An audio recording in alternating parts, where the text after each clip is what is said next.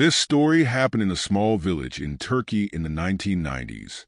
It happened to Salim Bey, a village teacher, and was told from his perspective during a conversation years later. Salim Bey was spending his first weeks in the village where he was assigned. The village was deep in the forest, almost completely isolated from the outside world.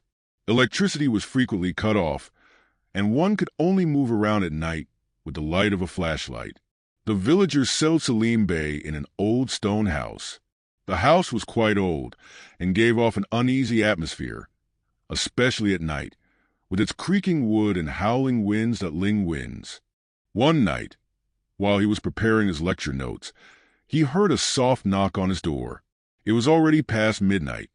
He became uneasy because he knew that everyone in the village was asleep at this time. Still, he turned towards the door and said softly, "Who's that?" he asked. There was silence on the other side of the door for a while. Then a thin female voice was heard. "Help me. I lost my way." Salim Bey opened the door, even though he did not understand what a stranger was doing so deep in the village at night. Standing at the door was a slim woman wearing a shabby outfit. The woman's face was pale, but her eyes were extremely lively. The woman did not enter. "Can I just have some water?" he said. Although Salim Bey was surprised, he turned around to bring water. When he prepared his water glass and returned, there was no one at the door. The woman had disappeared as if she had vanished into thin air. After this incident, Salim Bey had restless dreams for several nights.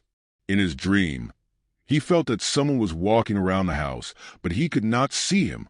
One night, he thought he woke up while dreaming. He saw the woman from that night in his room, right next to his bed. This time the woman stood closer to him and said in a cold voice, "Leave this house.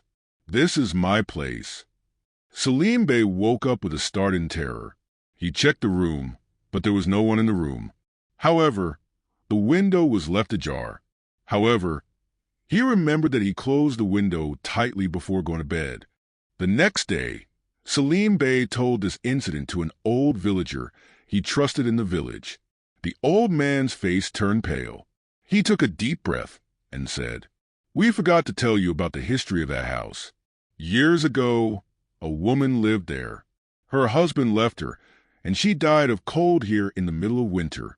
It is said that her soul still haunts that house. She did not want strangers coming." Salim Bey did not want to believe it at first, but the unrest at home continued. At night, he began to hear sounds of doors opening by themselves and people walking slowly on the ground. He endured the situation for months, but one day he could not stand it and asked to be transferred to another village. In the following years, Salim Bey learned that that house was completely demolished and nothing else was built in its place.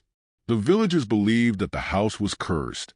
This story is still told in that village, and it is believed that those who pass by at night see some strange things. If there is a knock on your door in the silence of the night, maybe the guest is more than a human,